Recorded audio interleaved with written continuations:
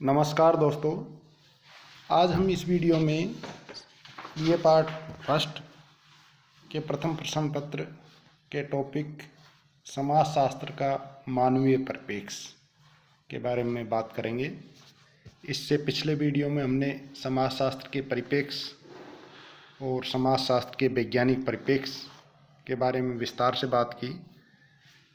तो उसके बाद मानवीय परिप्रेक्ष्य के बारे में हम इसलिए बात कर रहे हैं क्योंकि मानवीय परिप्रेक्ष्य का उदय 19वीं शताब्दी के अंत में जब औद्योगिक व्यवस्थाएं परिपक्व हो गई और उसके फलस्वरूप नवीन परिस्थितियां पनपी, समस्याओं का जन्म हुआ और उन समस्याओं के फलस्वरूप समाजशास्त्र का भी रूप परिवर्तित हुआ, जिसके परिणाम स्वरूप समाजशास्त्रियों का नज़रिया भी बदला, उनका दृष्टिकोण बदला, उनकी सामाजिक घटनाओं को देखने की जो सोच है, संदर्भ पड़ती है, उसमें परिवर्तन हुआ।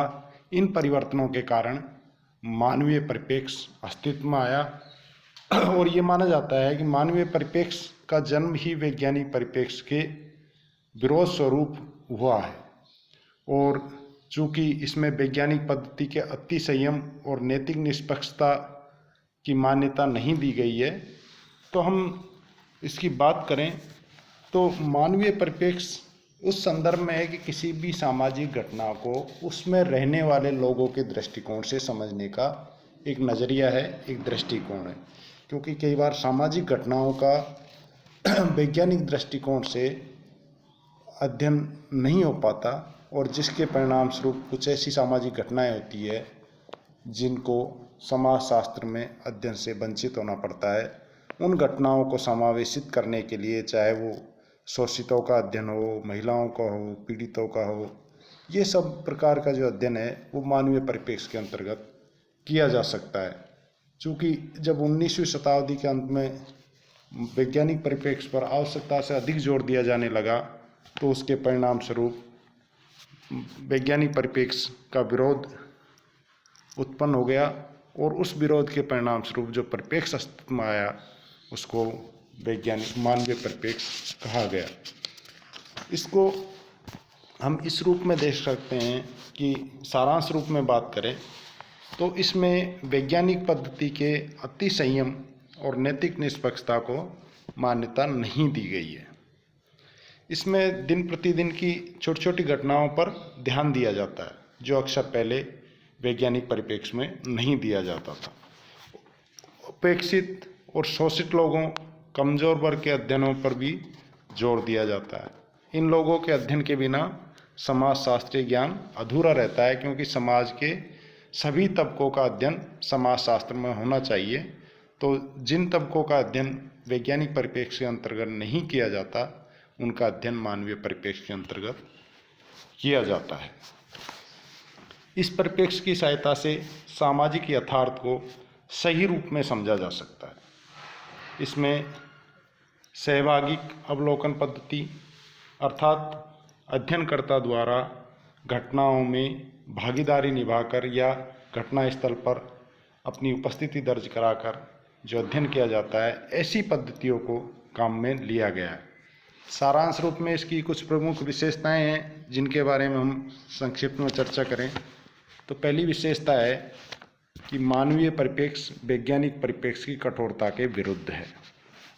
अर्थात मानवीय परिप्रेक्ष्य वैज्ञानिकवाद, प्रत्यक्षवाद, आनुभविकता, गणनात्मक तथ्यों आदि पर अधिक जोर दिए जाने के परिणाम स्वरूप अस्तित्व में आया है और यह वैज्ञानिक पद्धति की कठोरता के विरुद्ध है।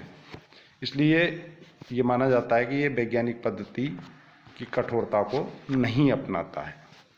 दूसरी जो विशेषता है, मानवीय परिप्रेक्ष्य में वस्तुनिष्ठ के स्थान पर विषयनिष्ठ पर जोर। सामाजिक यथार्थ को हम ठीक से समझने के लिए मानवीय परिप्रेक्ष्य में वस्तुनिष्ठ अध्ययन के बजाय विषयनिष्ठ अध्ययन पर जोर देते हैं। इसका कारण यह है कि वस्तुनिष्ठ अध्ययन में प्रत्येक प्रकार की सामाजिक घटना का सभी पहलुओं का अध्ययन करना संभव नहीं है। अतः यहाँ सामाजिक यथार्थ के अंतर्निहित अर्थ या जिसे हम अंडरस्टैंडिंग कहें, उसको विशेष महत्व दिया जाता है। अर्थात उसको सामाजिक यथार्थ में जो अंतर्निहित अर्थ है उसको अध्ययनकर्ता को समझने की आवश्यकता है। तीसरा, ये माना जाता है मानवीय परिप्रेक्ष्य में कि सामाजिक यथार्थ स्थिर नहीं है, इसे निर्मित और पुनर्निर्मित किया जा सकता है। अर्थात सामाजिक स्थिर में परिवर्तन होता रहता है और इसे निर्मित पुनर्निर्मित किया जाता है। इस कार्य को वैज्ञानिक परिप्रेक्ष्य अपनाकर नहीं बल्कि मानवीय परिप्रेक्ष्य अपनाकर किया जा सकता है।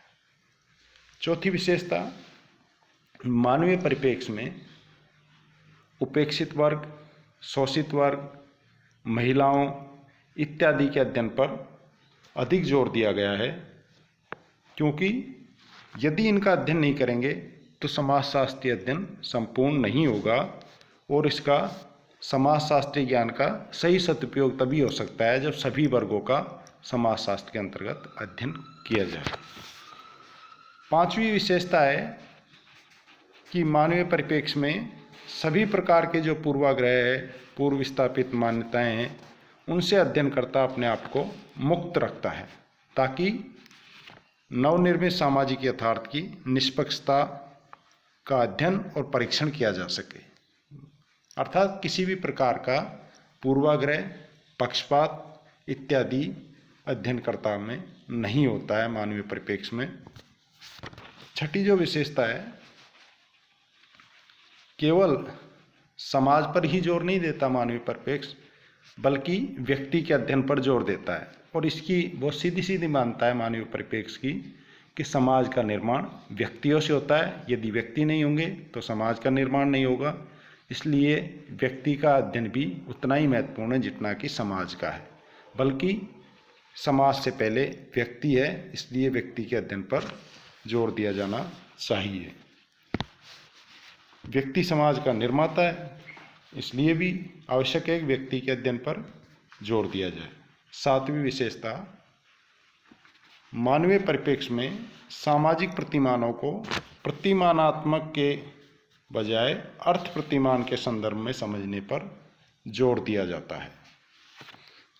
मानवीय परिप्रेक्ष्य में देखा जाता है कि लोग विभिन्न परिस्थितियों में सामाजिक प्रतिमानों का स्वयं क्या अर्थ लगाते हैं और उनका किस प्रकार उपयोग करते हैं, क्योंकि प्रत्येक व्यक्ति का मानवीय परिप्रेक्ष्य का अर्थ लगाने का संदर्भ अलग अलग हो सकता है।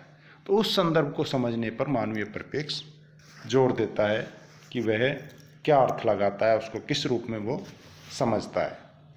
आठवीं विशेषता है, मानवीय परिप्रेक्ष्य में स्वयं व्यवस्था और साहती व्यवस्था के पोषकों के प्रति विरोधी दृष्टिकोण अपनाया जाता है। वो ये माना जाता है इसमें कि जो व्यवस्था है और व्यवस्था के पोषक है, उनके द्वारा शोषित, वंचित इन वर्गों को अध्ययन से बाहर रखा जाता है।